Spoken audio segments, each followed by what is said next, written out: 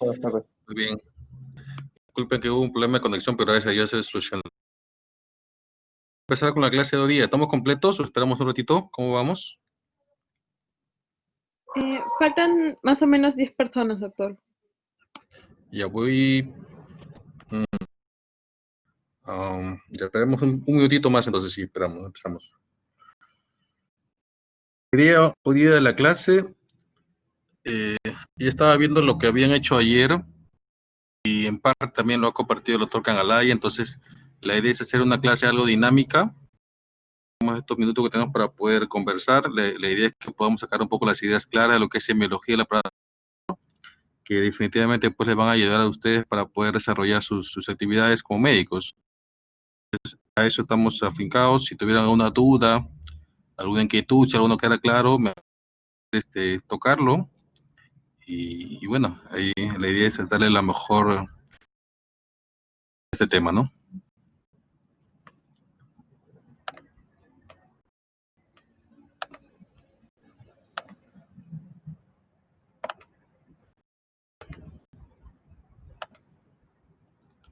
Estamos viendo la pantalla, ¿cierto? ¿Se ve la pantalla? Doctor. Sí, doctor, sí se ve.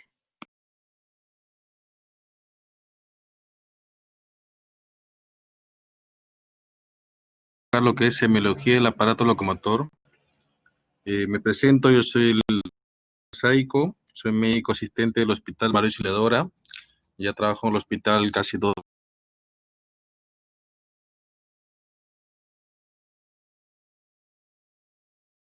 Tanto por lo que es emergencia como por lo que es consultorio externo. Y empezamos. A ver, cuando ustedes traumatológico, al igual que todo como es en medicina, para es el examen, para poder llegar a un diagnóstico, para poder saber qué tiene el paciente, hay, ¿cierto? Eso es importante y hay que ser ordenados. Entonces, primero que tenemos que hacer es la anamnesis, eso es importante. De ahí nos tenemos que valer por el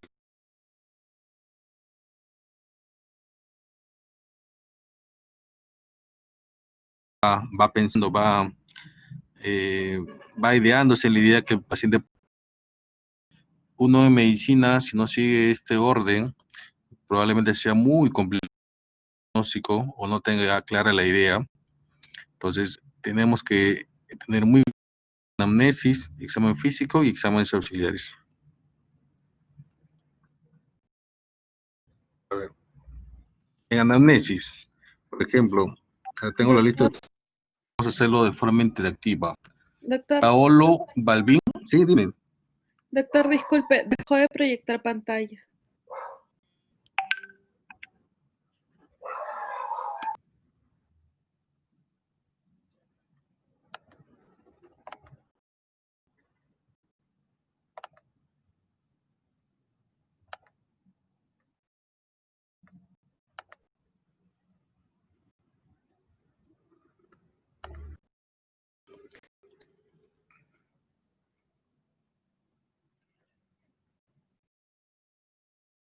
Ahora sí, doctor. Importante, por ejemplo, si tenemos un accidente de tránsito como están viendo, Paolo Balbín. Sí, doctor, dígame. Hola amigo, ¿qué tal? Buenas tardes. Mira, digamos que tú tienes un paciente que tiene por accidente de tránsito. ¿Te interesa mucho saber cómo ha sido el paciente, en qué posición se encontraba, si usaba o no cinturón? ¿Te interesa mucho eso?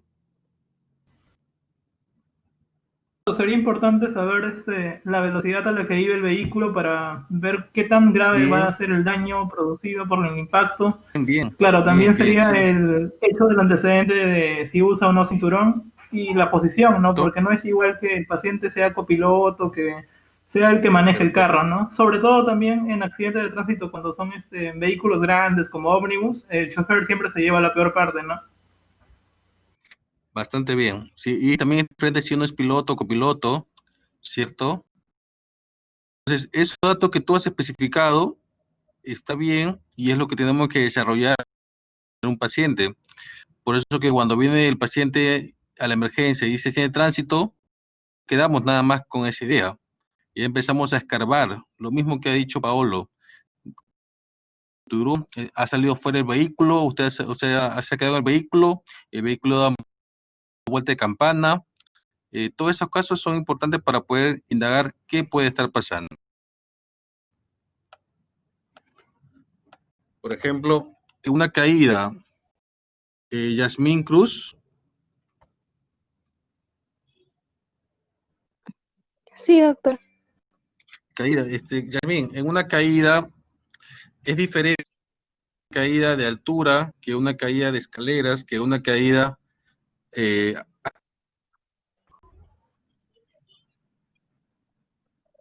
Doctor. es Doctor, diferente. ¿Me doctor, escuchan? disculpe, creo que se le va un poco la señal. Volví a dejar de compartir pantalla y no se le escuchó bien la pregunta.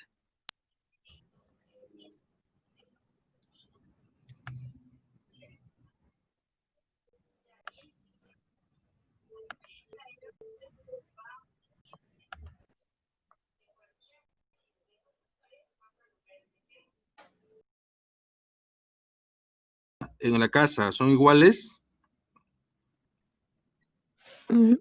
Doctor, no, le escuché la primera parte de la pregunta. Me dijo que, bueno, lo que entendí era si una caída era distinta de cierta altura o si la persona se caía de las escaleras. Yo creo que sí es importante también fijar, por ejemplo, si la persona al momento de caer se apoyó, por ejemplo, o en la mano o en la parte del antebrazo o si cayó, por ejemplo, de pie, porque eso nos podría orientar más o menos a que qué es lo que se puede lesionar, ¿no?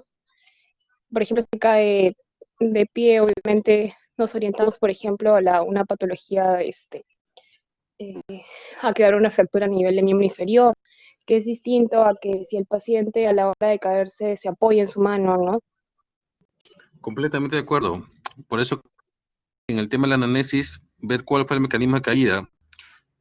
Es cierto, si cae de altura, lo que se lesiona es el calcáneo o el platillo tibial. Si se cae de una zona mayor, por lo general se lesiona la cadera. Entonces, sí es cierto. El tema del antecedente es importante para poder ir orientándonos en un probable diagnóstico. Bien, entonces, con respecto al examen físico, muchachos, identificar 5 partes. Doctor, Inspección. disculpe, nuevamente se le fue la pantalla. Doctor, disculpe, ¿no podría subir mejor el archivo a la plataforma, al Blackboard, para que no se esté colgando? Lo subo ahorita, un segundito. Ok, doctor, gracias.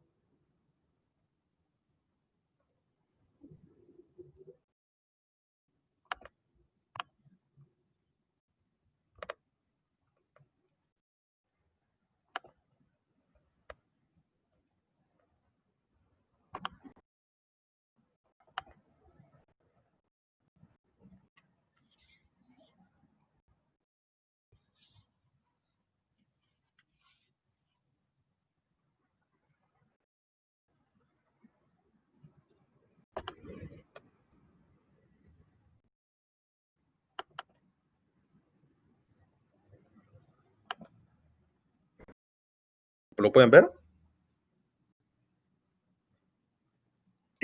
¿Ha subido el archivo, doctor? Sí, ya lo acabo, ya lo subí ya. Coloque compartir para que el archivo se pueda ver, porque nosotros no podemos verlo hasta que no ponga compartir.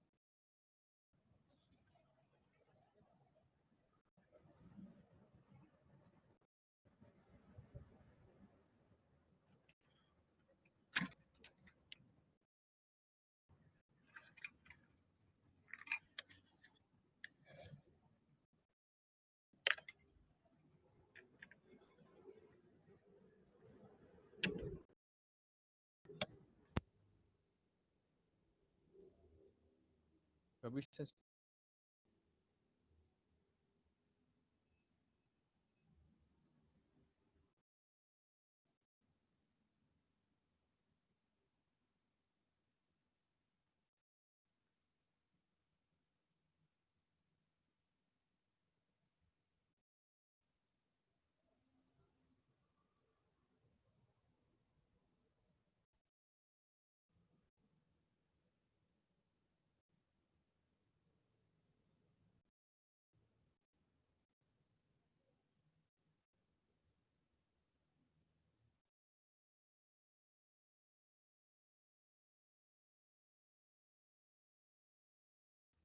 Doctor, disculpe, Sí, si no, ¿me podría ser moderadora para yo subirle los archivos? sí. Ok, Denis, doctor. ¿cierto? Sí, doctor. Voy a levantar la Ya, mano para que me vea. ya, está bien.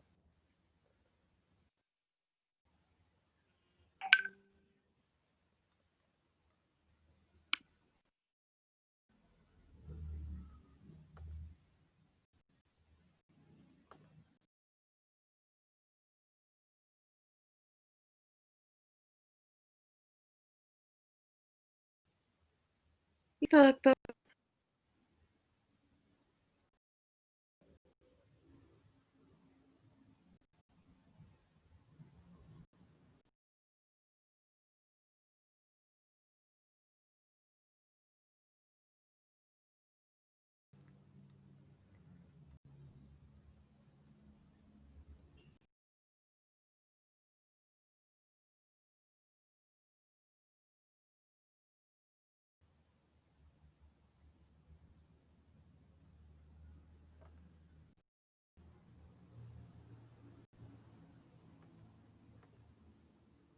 Doctor, disculpe, está hablando porque no se le escucha. No, es que no veo la... ¿Ustedes sí ven la pantalla? Sí, doctor, regrese a la pantalla del Blackboard porque ahí sale. Sí, estoy en el Blackboard, pero no... Mira, bueno, un segundito.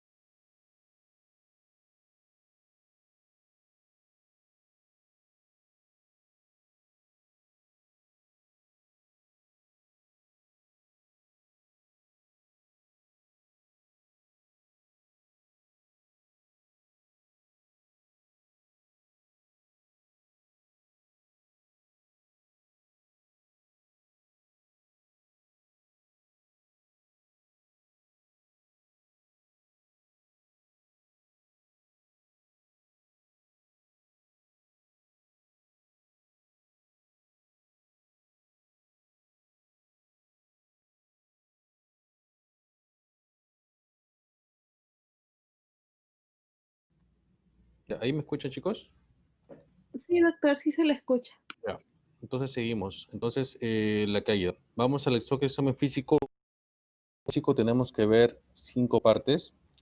La inspección, palpación, lo denominamos las 5 M, complicaciones neurovasculares y adenopatías.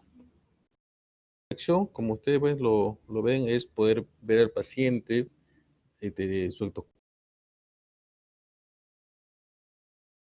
Vamos a ver es su actitud. El paciente, para ver actitud, se le pide que esté en VIP, ¿no? Se le pide por general que se retire la ropa para ver la parte de la postura. En este mecanismo vamos a hacer que el mismo esqueleto, fuerza axial, con una mínima carga muscular, para poder ver cuál es la actitud del paciente. Y en estos podemos denominar algunas alteraciones. Uno, postural. ¿A qué se refiere la actitud postural? Es una actitud que es reversible. Es una contracción activa o al paciente lo ponemos echado, por lo general mejora. Por eso que es una actitud reversible. Esta por lo general es la actitud que dice la gente, bueno, sí, ¿cierto? También tenemos la actitud antálgica, que es aquella que se adopta para poder defender alguna área específica, ¿no? Ocurre mucho en las lumbalgias agudas, en la cual el paciente adopta una posición, como ustedes ven en la imagen, que pareciera una escoliosis, pero es una posición antálgica. Le baja el dolor y el paciente a la siguiente consulta ya viene con una actitud normal. Esa es una posición antálgica. La actitud compensatoria es aquella actitud en la cual, digamos que agarra una cierta postura para poder compensar una articulación vecina que se está manejando de forma inadecuada. Tenemos acortamientos de miembros inferiores, la columna tiende a alterar su eje, la escoliosis compensatoria, ¿no? Y la actitud estructural, que es cuando ya nadie lo corrige, la misma postura, en la misma forma anatómica de la columna que lo lleva a eso. Con respecto a los ejes clínicos, es importante también que reconozcamos las angulaciones y las rotaciones. ¿A qué se refiere esto? Si, ¿no? Esta, por ejemplo, es una tibia con un peroné. Vemos que la tibia y peroné, una posición cuando hay una fractura en la cual el fragmento distal se va para afuera, y también una postura en la cual el fragmento distal se va para adentro. Que cuando el fragmento distal se va para afuera, hablamos de un valgo, y cuando se va medial, hablamos de un varo. Por eso que ustedes verán las personas que caminan arqueadas, es un genuvaro, porque las piernas se van arqueadas completamente. Y hay también pacientes con la pierna para afuera. Dentro de son angulaciones también el antecurvatum y el recurvatum. ¿A qué se refiere el antecurvatum? Que la curva de la angulación va a estar en la parte anterior y cuando la curva se va para atrás. Esto que les mencionaba, cuando hay un genuvalgo, vean ustedes las rodillas, como la parte distal se va para afuera. Eso es muy común de ver, en realidad, el genuvalgo. Y también tenemos el genuvaro.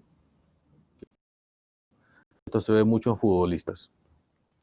Un ejemplo típico de lo que es en la osteoporosis congénita de tibia, ¿no? Son pacientes que tienen un problema en la tibia, en la cual se fractura y hace una osteoporosis, y estos pacientes por esta angulación. Y en los pacientes con polio es común que la rodilla es un recurvatum, ¿no? Piensa el equino del pie y permite apoyarse, y estos pacientes con polio, por el recurvato que maneja, deambular. Otra cosa importante que tenemos que ver también son las rotaciones. La rotación, si ustedes están sentados ahorita y dejan su pierna colgando, van a ver que marca el centro, y el pie va a ver si se va para rotación interna o rotación externa.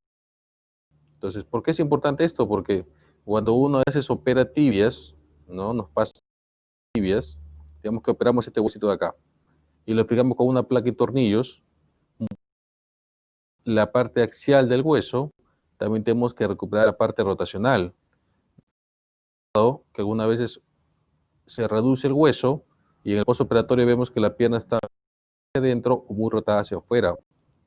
Entonces hay que reconocer bien los ejes, tanto las situaciones para poder ver al pacientito. Con respecto a lo que es forma y tamaño, al momento de hacer ustedes la inspección, forma es definido lo que van a ver acá, ¿no? Ustedes vemos cómo la muñeca tiene una flexión dorsal. Esto nos podría hablar de un probable traumatismo de muñeca, comprometido la parte ósea. Entonces ustedes al momento de hacer la inspección ya están viendo la articulación y pueden estar induciendo que hay probable traumatismo de muñeca, probable fractura de radio distal. Si ustedes ven acá, también ven la forma. Miren cómo este miembro inferior está completamente... Este miembro inferior tiene a nivel de la pierna una angulación. La forma no es normal. También nos podría hablar de una probable fractura de diáfisis tibial o diáfisis a nivel proximal. Ustedes al momento de hacer la inspección ya están teniendo una idea diagnóstica probable. Otra característica importante de esto, por ejemplo, es el acortamiento que hay entre una rotación externa, clásico de una fractura de cadera en paciente mayor.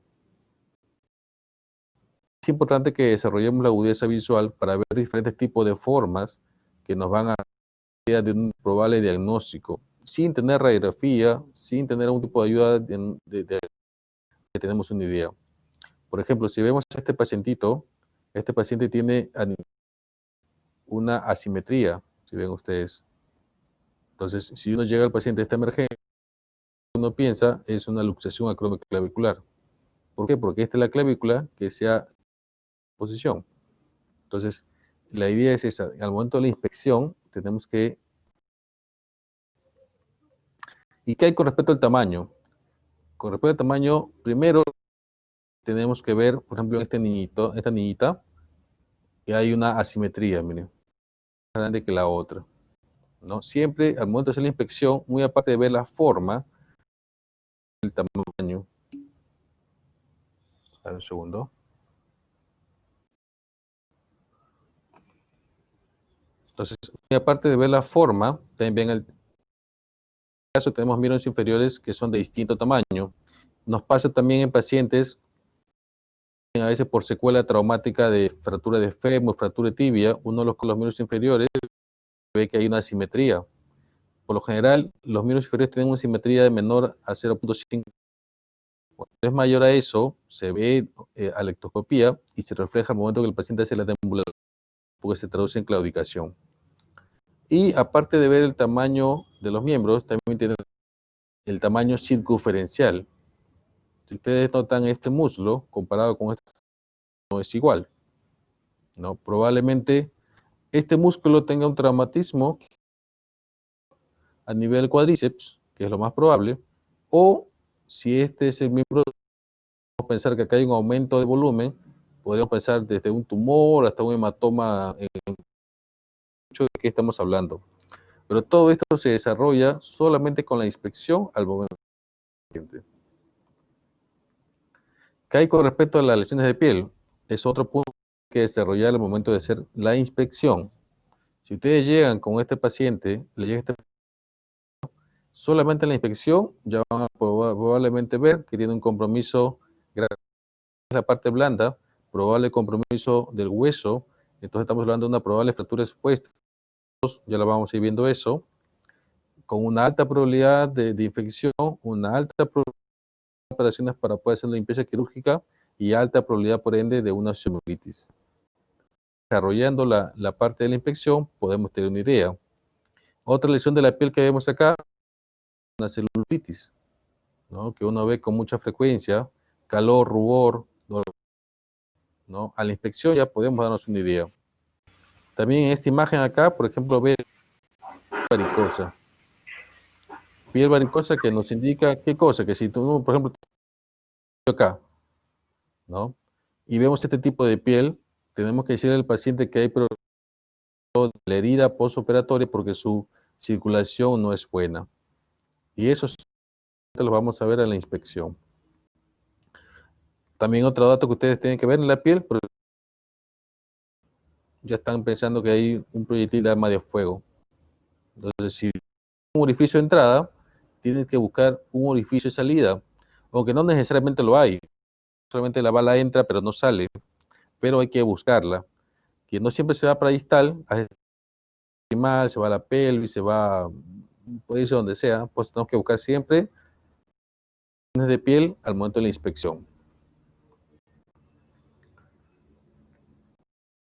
También, ¿qué otra cosa vemos al momento de la inspección? Vemos la parte muscular con respecto a su toniz, la parte del trofismo y la parte de contractura muscular. ¿Qué se refiere a la capacidad para producir una contractura? Por ejemplo, ustedes ectoscópicamente ven a este niño que no le levanta la cabeza, los brazos caídos, las piernas caídas, es un niño con una hipotonicidad tremenda. Entonces, a la ectoscopía ya están reconociendo una hipotonía. Por otro lado, si ustedes sienten, ¿no? Van a ver el trofismo. El trofismo se refiere al músculo. Si ustedes ven el trofismo de esta pierna, con respecto a esta, no es la misma. Una llamativa hipotrofia muscular, ¿no? Por eso le digo, podemos ver muchas cosas del paciente, ya nos puede orientar que si este paciente tiene hipotrofia muscular neurológica, puede tener una lesión neurológica, ¿no? ¿Por qué? ¿Qué pasa? Que a veces nos llega a la emergencia pacientes graves, pacientes que no te dan datos, llegan sin familia, entonces usted solamente en la inspección, la agudeza de la visión, ya vamos pudiendo darnos una idea de qué paciente estamos hablando, ¿no? ¿Qué hay con respecto a la palpación? Con respecto a la palpación, lo primero que tenemos que... ¿Cómo lo hacemos eso? Comparando una extremidad con la otra. Los pulpejos de los dedos, tocamos, y acá digamos que vamos a sentir. Entonces ya, si a la inspección usted lo ve en rojo, a la palpación lo va sintiendo caliente, es probable celulitis, ¿no? Y igual acá, miren, también a veces se aumenta la temperatura, no solamente son las celulitis, muchas también son tumores. Van acompañados, aparte del aumento de volumen, también de aumento de temperatura. A la palpación también van a poder detectar la presencia de edemas, esta fobia. Ahora, el edema en traumatología tiene por lo general dos. Uno es el edema postraumático, que el paciente, digamos que se dobla el tobillo ahorita, que va a la emergencia, ese tobillo ya está hinchado. Es un edema. Y el otro edema en traumatología es el edema cuando el paciente empieza a deambular. Digamos que un esguince de tobillo, lo inmovilizamos con un aparato, ya sea un de yeso, ya sea un ortético, le quitamos el yeso, el paciente empieza a deambular y se aísla. Entonces, ese edema, por lo general, es un edema que se da al momento de transitar. Noche amanece bajito y conforme empieza a caminar, se vuelve a hinchar. Entonces, son dos momentos que la traumatología. Y también, pues, hay este edema a veces por compresión a nivel de lo que es el vaso por quiste de Baker. Entonces, otra cosa que ustedes pueden palpar con la de la temperatura son presencia de edemas. Puntos que tenemos que palpar al momento del examen físico, por ejemplo, lo que es miembro superior, siempre trocar lo que es de la correa, ¿no? El punto del supraespinoso, los epicóndilos, cúpula radial.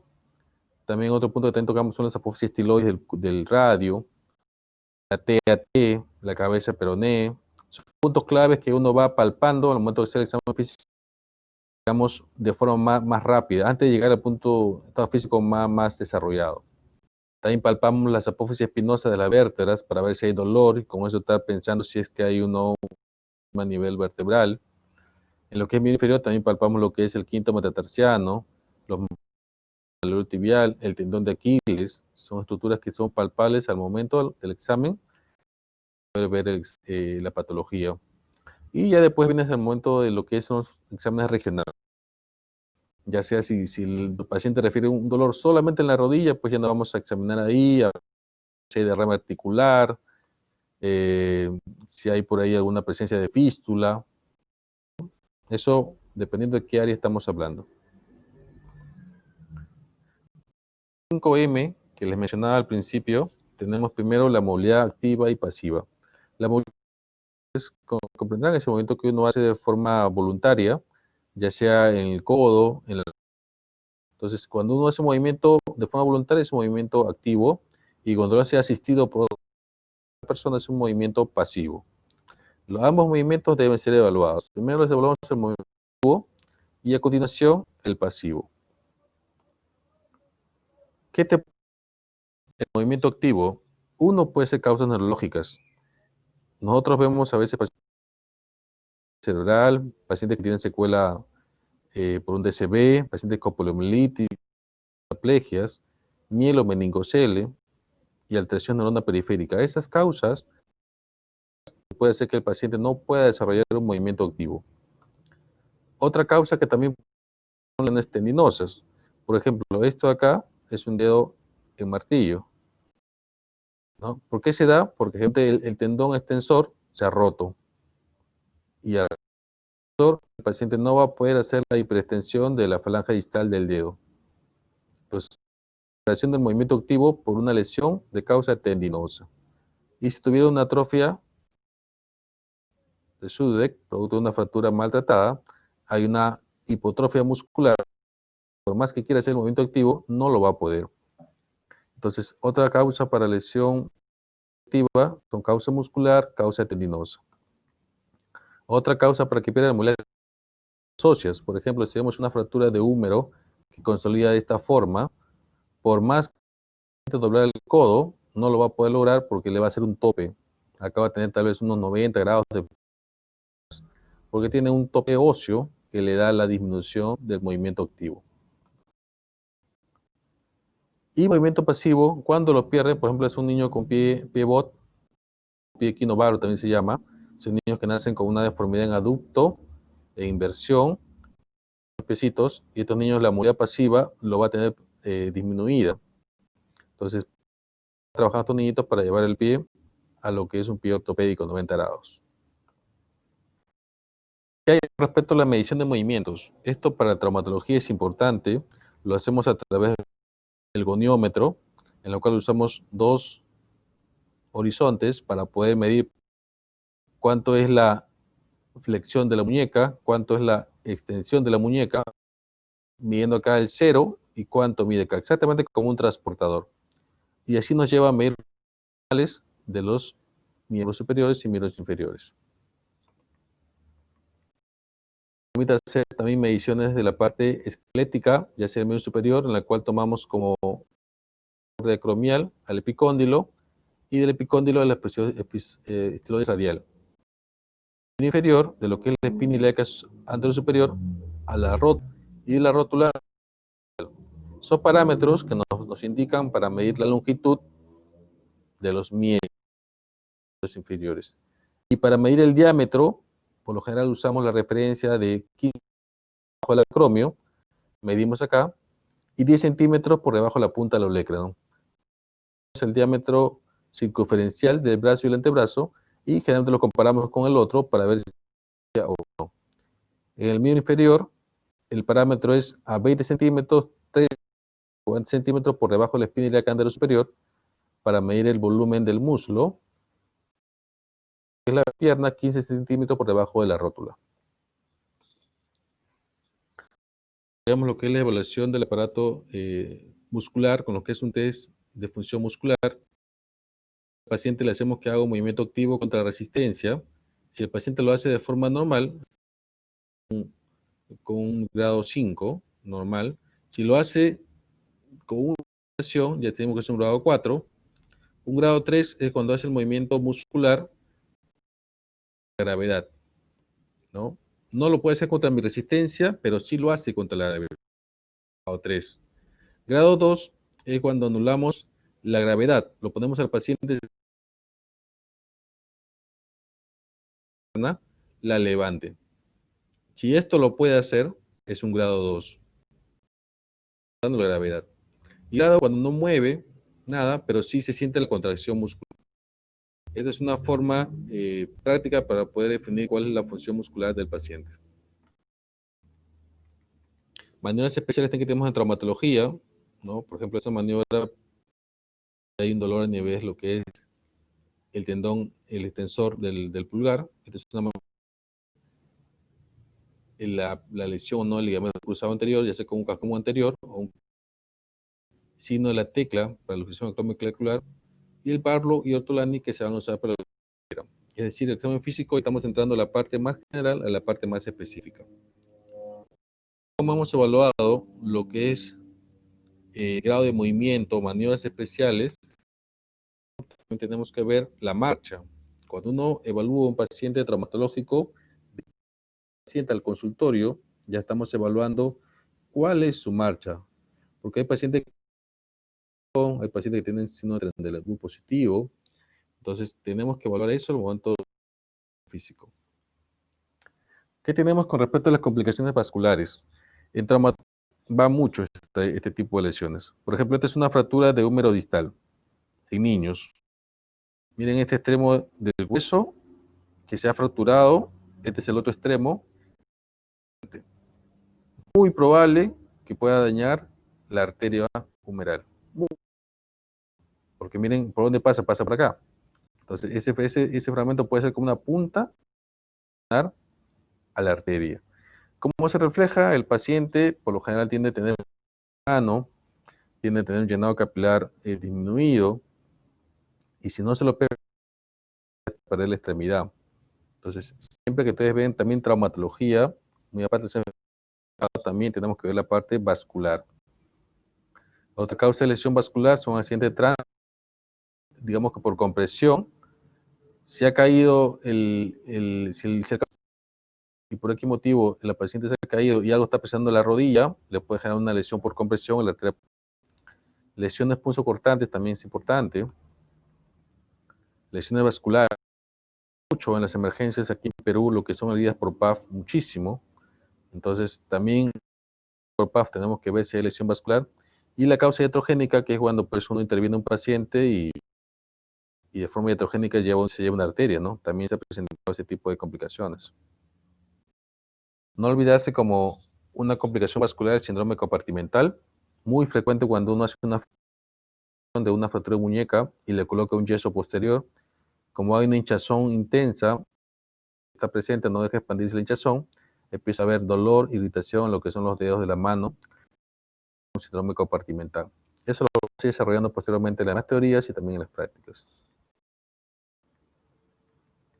También tenemos que identificar la parte neurológica, ya sea con la topografía celular, la topografía motora. Esto es importante. Van a haber lesiones específicas de nervios tronculares. Hay una lesión de cabeza de peroné, es muy frecuente que haya una lesión del nervio ciático popliteo externo. Se reconoce porque el pie está en equino y alta dificultad para poder hacer la flexión de dedos. O esta mano caída, que es la conocida mano del nervio radial. O mano del predicador, que también es por lesión neurológica. Entonces, de acuerdo a qué tipo de lesión tenemos, es que también vamos a ir indagando se puede haber alterado. Adenopatías también se presentan en lo que son procesos de tumores, tenemos que tenerlo presente en el examen físico, también traumatológico. Y siempre, aparte, también tenemos que apoyarnos con los exámenes complementarios. Tenemos lo que es radiología, laboratorios, biopsia y exámenes eléctricos. Radiología, lo que en esta rotación con mucha frecuencia, que son las radiografías, que por lo general con lo que son las tomografías.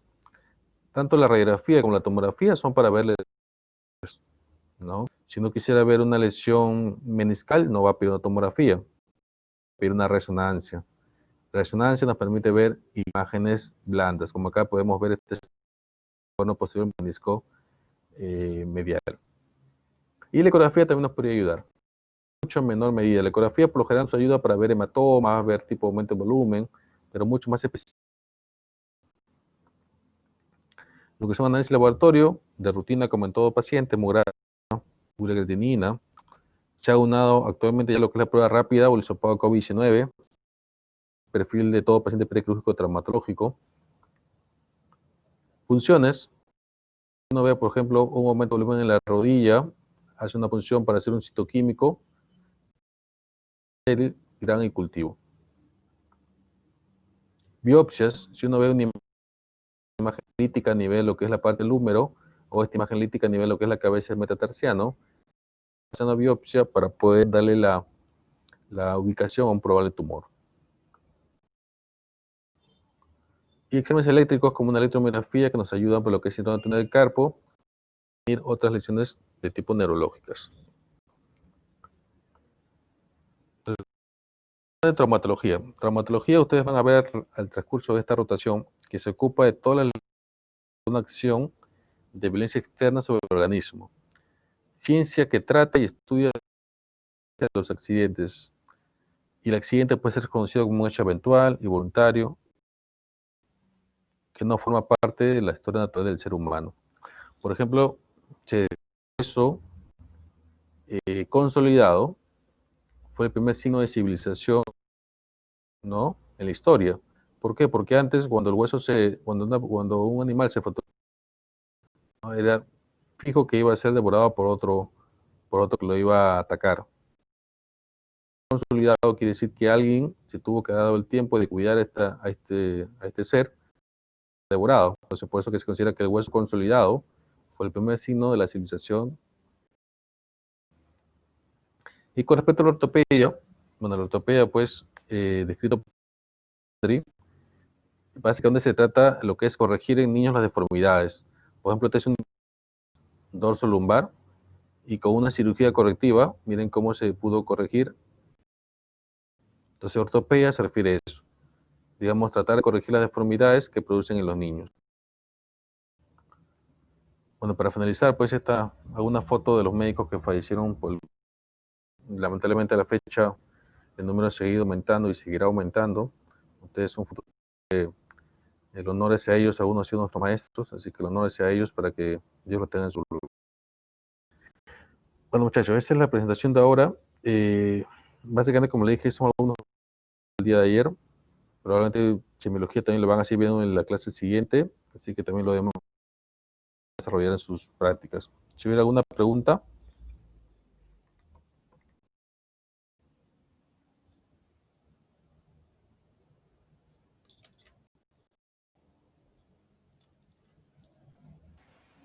Doctor, Sí, te escucho. ¿a qué se refiere en la semiología de la como alteración en la forma? En la forma, por ejemplo, si tú tienes una imagen de una muñeca, permíteme, una muñeca fracturada, la forma, si tú comparas uno con el otro, no va a ser el mismo. En un lado va a estar normal y en el otro va a estar asimétrico. Decía que la forma es importante para traumatología, porque tú tienes acción, vas a determinar esa alteración. Tengo que ver la imagen. Un segundito.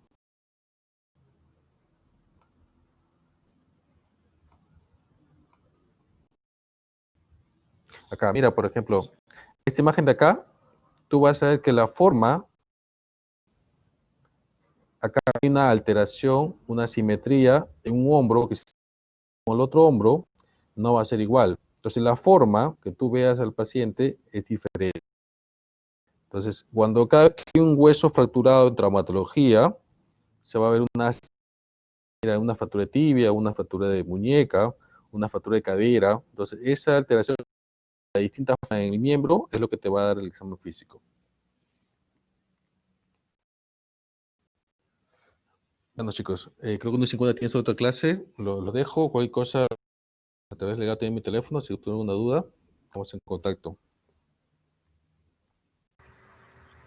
Gracias, doctor. Hasta luego. Gracias a ustedes.